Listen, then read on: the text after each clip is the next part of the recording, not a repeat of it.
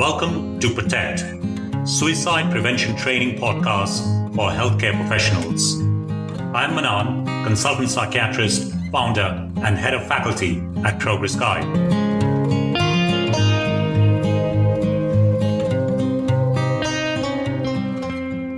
Good day, I'm Mahi, your host for Episode 8. We've made it to the final chapter in the core module, Empathy in Action. For the last two episodes, we kept saying that we will dive into a discussion regarding mindsets, but we keep running out of time. Well, today is the day, but first, a quick recap. So far, we've completed 3 chapters from the core module. The first, Care Compass, focused on the balancing act that professionals need to strike between risk and recovery. The second, Optimize Pain Relief, provided strategies for creating a pain-based narrative on the road to discovering common ground. And in the third, Rethink Risk, we explained the futility of risk stratification, guiding listeners from a categorical approach to one in which risk is a continuum. Manan, will you please provide a summary of how professionals should formulate risk? Within the Protect training, we strongly recommend that clinicians should use warning signs to opine on clear and imminent risk, because that is where they can have a meaningful impact. Opinions about longer-term risk are academic in nature, way too many factors that are beyond the influence of the clinician and the person at this point in time. And you mentioned longitudinal risk, unaddressed risk, and cross-sectional risk as a way of arriving at an opinion on clear and imminent risk. Yes, this is a unique and novel way of formulating risk. Longitudinal risk is the person's risk over time, how it fluctuates in relation to their baseline or worst point. So is the risk getting better or worse is also relevant. Unaddressed risk is the risk that is left unmitigated post-safety planning. And cross-sectional risk is the risk compared to different populations. It involves mindfully pausing and asking oneself at this point in time, is the risk similar to those who are inpatients or community patients in secondary care or are in GP land? This way, the opinion can then guide the professional towards the next steps in terms of what treatment is needed and where it is best delivered and by whom. Remember to access the diagrams from www.progress.guide/blog or get the Protect guidebook from Amazon to read along while listening to the podcast. There are also video courses at www.progress.guide/courses. Let's get on with today's show, Mindsets. What is a mindset and why are you obsessed with them? Have you heard of Sir Roger Bannister? Of course, the one who broke the 4-minute mile. Yes, but there is a bit of history and legend to this. On May 6, 1954, the announcer at the Oxford University Cinder track in England calmly gave the placings in the 1-mile race and then started to announce the winning time, beginning with the word 3. The small crowd erupted in delirious excitement. The rest of the announcement went unheard, and Roger Bannister became an instant legend as the first man to run the 1 mile faster than 4 minutes. His 3 minutes 59.4 seconds that evening is often cited as one of the seminal moments in the world of sports. It has been a symbol of human achievement on the same level as the conquest of Mount Everest the previous year. Okay, amazing achievement, but what has that got to do with mindsets? This is not just about Sir Bannister. Before he smashed the 4 minutes, it was a scientifically established myth that this was humanly impossible. And he did it on a wet, windy day in Oxford. Achieving the impossible was an amazing feat. However, within 2 months, John Landy from Australia ran the mile below 4 minutes. And over the next 3 years, 16 other athletes completed the same feat. Yet, until 1954, this was considered beyond human reach. What happened? They were not mutants running the 4-minute mile after 1954. Bannister just showed them. He broke through a glass ceiling, showing it can be done, bringing about a shift in the mindset of all athletes to follow. I think I get what you're getting at. Bannister uncapped dormant human potential that no one knew existed. But how is the 4-minute mile relevant to suicide prevention? I am using the 4-minute mile to show how results and outcomes can change when the lens through which we are viewing the scenario, and in our case, the person in suicidal distress, changes. You see, the world had talked about sub 4 since the heady days when the mile of the century races in the 1930s captured huge crowds. During the war years, Gunther Haig, he was a Swede, kept the sub 4 passion alive, leaving the mile record at 4 minutes 1.4 seconds. But after 1945, no one had even come close to threatening the 4 minutes. But once Bannister shifted the mindset to "it can be done," a whole host of expectations and behaviors changed in the running world, and the new records came thick and fast. If I'm following you correctly, you were linking expectations that athletes had of themselves to the expectations professionals have of the interaction with the person in distress, and the athlete's behavior of how hard they will push themselves in training and on race day to the daily clinical practice of professionals. Exactly. Clinical practice is akin to an iceberg.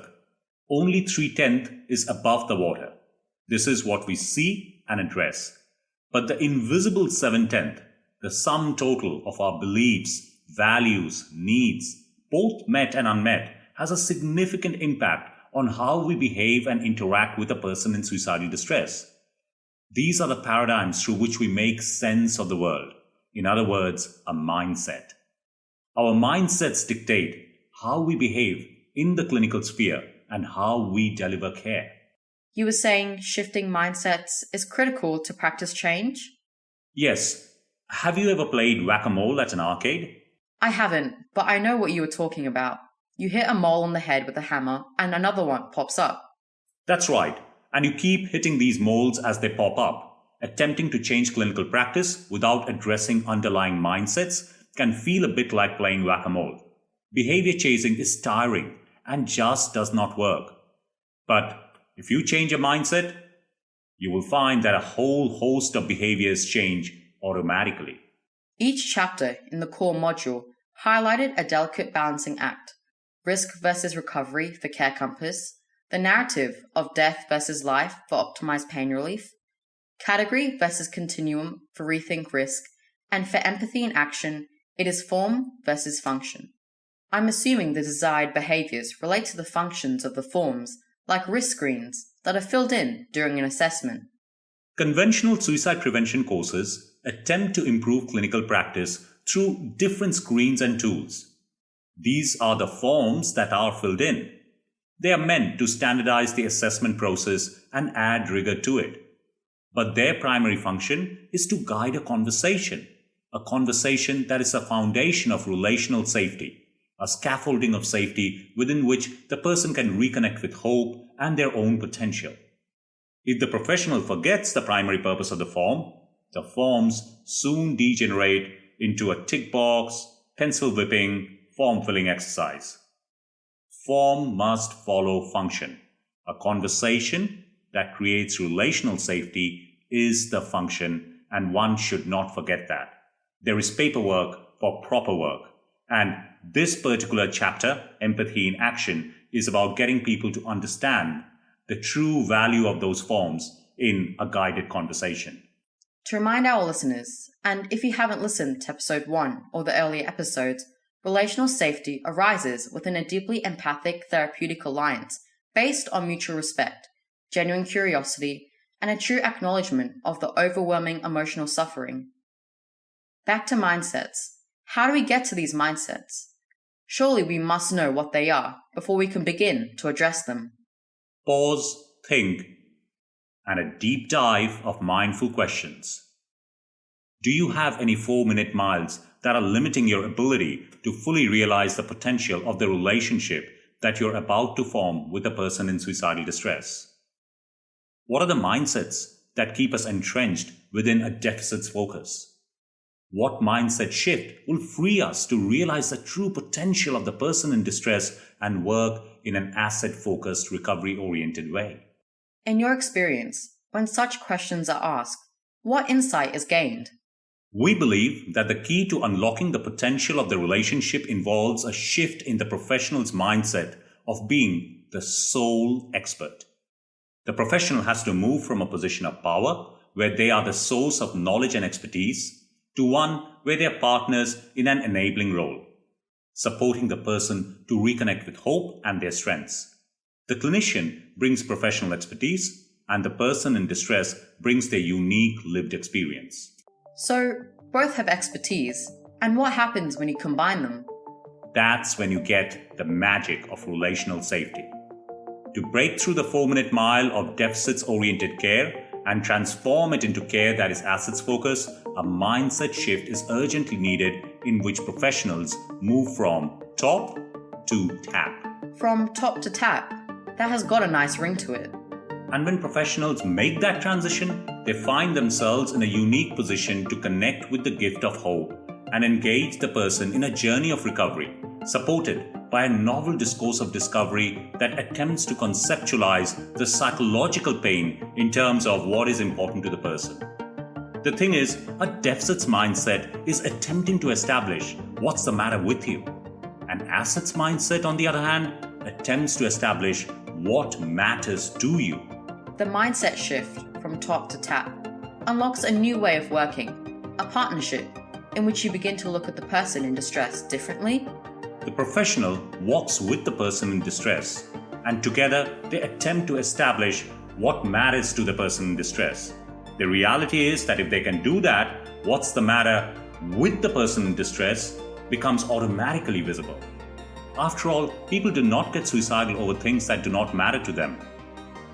Pain is a nature's way of communicating that something meaningful and important to them is in total disarray, and they are hurting because of it. From top to tap, from what's the matter with you to what matters to you may seem like a small shift, but it is seismic in terms of the approach, practice, and care delivered. A whole host of behaviors shift with one shift in the mindset that the professional holds. In the second chapter of the core module, Optimize Pain Relief, we discussed in detail how to avoid a power struggle by creating a narrative of pain.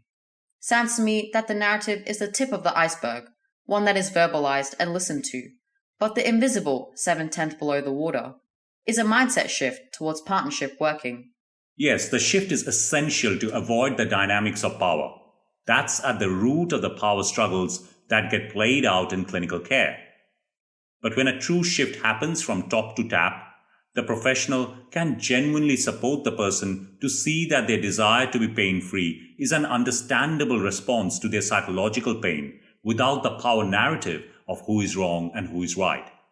Their pain gets framed within a new context of what makes their life meaningful.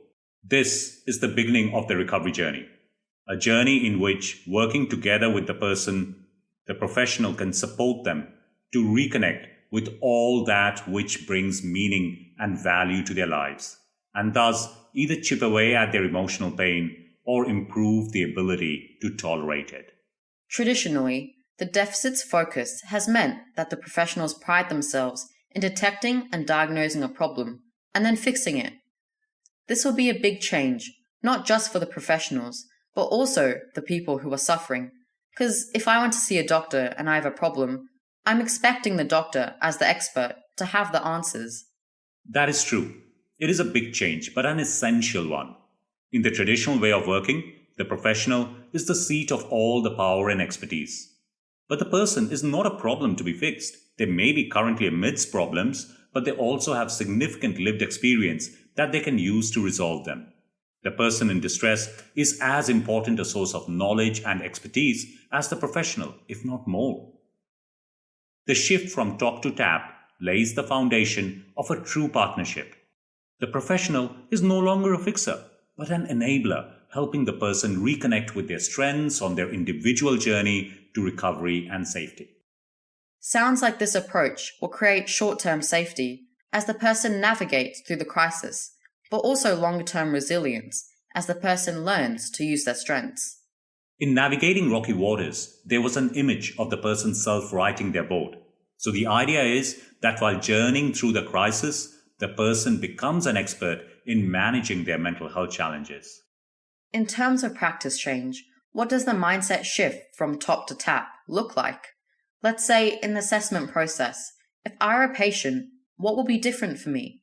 So the first change we recommend for professionals is to change what they are attempting to establish. That instead of attempting to establish what's the matter with you, establish what matters to you. This will go a long way to help move from a deficits focus to an assets focus. And that is because a person will not get suicidal over things that do not matter to them? What is important to them will lie at the heart of their psychological pain. If a professional can truly grapple with this, they will automatically understand what's the matter with them, making the question redundant. However, if they begin with the things that are important, not only will their responses be empathic and effective, they will tap into the person's strengths and begin to shape relational safety and recovery. This seemingly small shift is quite significant in the way we approach care delivery as it moves professionals from a deficits-based model to one that is recovery-oriented and assets-based. What kind of answers do you get when you ask what matters to you? Pause and think. What are the things that matter to you and me? Food on the table, a roof over our head, kind, loving relationships, making a difference at work, contributing to society. Is a life that is meaningful to me? The reality is, what matters to you matters to me too. People in suicidal distress are no different. Their pain often stems from those fundamental things which make life worth living. So the real question is, what matters to us? We all want the same things from life. That is a unique perspective to approach a person in suicidal distress. The last 2 years, 2020 and 2021, and even into 2022, living in a global pandemic has been a great eye-opener. COVID has brought the similarity in vulnerabilities between staff and patients into sharp focus. The threat to health, life, and livelihood during COVID-19 created a parallel pandemic of psychological distress to which hardly anyone has been immune. It showed us that the things that mattered to staff were the same things that mattered to patients: being in good health, being able to work, keeping their family safe, and so on. The pandemic created a shared experience. Although in different boats, staff and patients were in the same storm. They made meaning together of a time that was uncertain and unprecedented. Human conversations with concern for each other, irrespective of what role they had, were seen everywhere. Reductions in staffing or the threat of staff teams having to go offline following exposure to COVID had forced every staff member to work in an assets-focused fashion. They had to draw on the person's strengths, capture hope, and help them to be self-reliant. Perhaps out of the adversity of the pandemic, there is a lesson or two regarding the professional's role in the person's life and the approach we generally take. COVID-19 showed us that patients or professionals, when it comes to what matters, we are the same. So let's connect at a human level with genuine curiosity to establish the source of pain. That is true indeed. COVID has shown us that irrespective of role, what matters to you matters to me too. So why should anyone be on top when the narrative of what matters to us demands that we are on tap?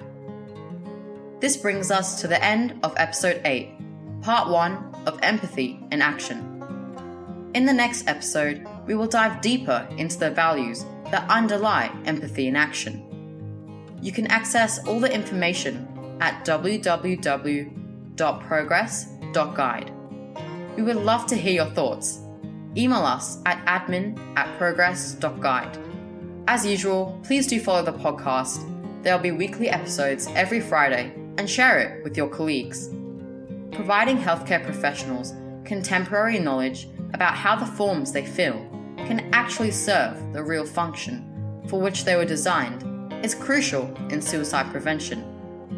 Remember, paperwork for proper work. The real function is to guide a conversation that is at the heart of relational safety. This can be achieved by moving from top to tap. Don't seek to establish what's the matter with you, rather what matters to you. You can be a vector for spreading this knowledge at your work. Thank you for joining us today, and keep translating empathy into tangible action.